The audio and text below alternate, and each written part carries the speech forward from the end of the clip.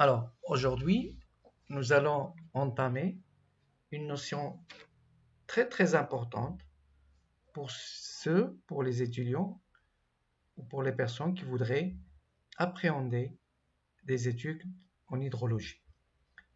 Alors, c'est ce qu'on appelle le cycle hydrologique. Alors, le cycle hydrologique commence, puisque c'est un cycle, on peut commencer du début ou de la fin. Bref, alors l'énergie solaire agit sur la surface des océans, des rivières et des lacs, et bien sûr et des sols, et provoque ce qu'on appelle l'évaporation. Le rayonnement solaire est également à l'origine de la transpiration des végétaux. Donc l'évaporation et l'évapotranspiration augmentent le taux d'humidité dans l'air et les masses d'air qui sont humides tendent à s'élever tant qu'ils sont moins denses que l'air sec. Donc, lorsqu'ils sont moins denses que l'air sec, ils ont tendance à s'élever, à augmenter d'altitude. Ils sont déplacés latéralement par le vent et vont pouvoir descendre et se condenser en nuages qui sont à l'origine de ce qu'on appelle les précipitations ou la pluie. Alors, cet apport d'eau,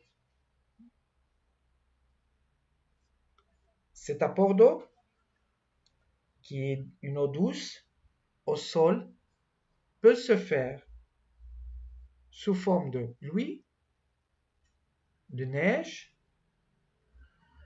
ou de brouillard. Et toute l'eau des précipitations, bien sûr, n'atteint pas le sol. Une part est évaporée,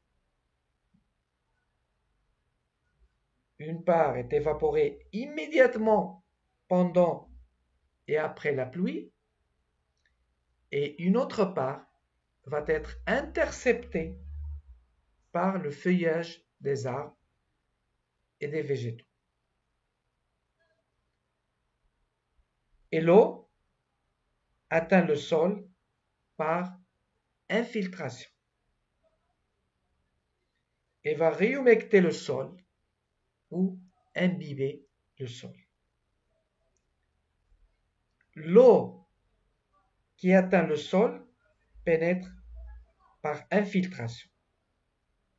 Le volume maximum d'eau qu'un sol peut retenir va être appelé, c'est ce qu'on appelle la capacité de rétention. C'est ce qu'on appelle la capacité de rétention, où ce sont l'eau qui est utilisée par les racines des végétaux.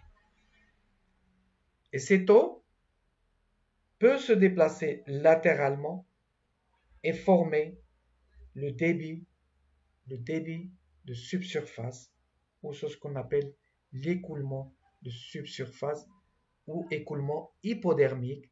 C'est un écoulement qui se fait dans la frange d'eau ou dans la frange du sol superficielle. À partir d'une certaine profondeur, la teneur en eau du sol n'augmente plus, puisque le sol est saturé et sa capacité de rétention elle est de loin dépassée. Qu'est-ce que l'eau va faire? Il va descendre sous l'effet de la gravité et va recharger la nappe souterraine. Bien sûr, par infiltration. Cette recharge par infiltration va alimenter bien sûr les réservoirs souterrains et va augmenter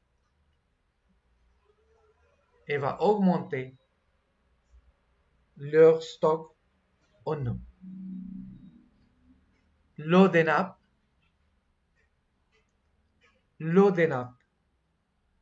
circule lentement à travers les aquifères et va alimenter bien sûr les rivières, les lacs et l'océan.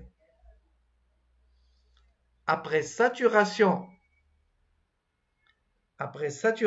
des sols, l'eau des précipitations qui n'a pas été interceptée et non infiltrée commence à former des flaques d'eau et va remplir les dépressions.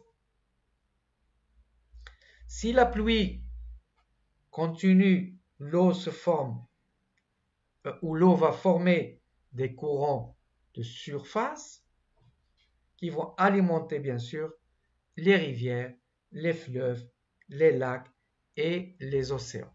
C'est ce qu'on appelle le ruissellement.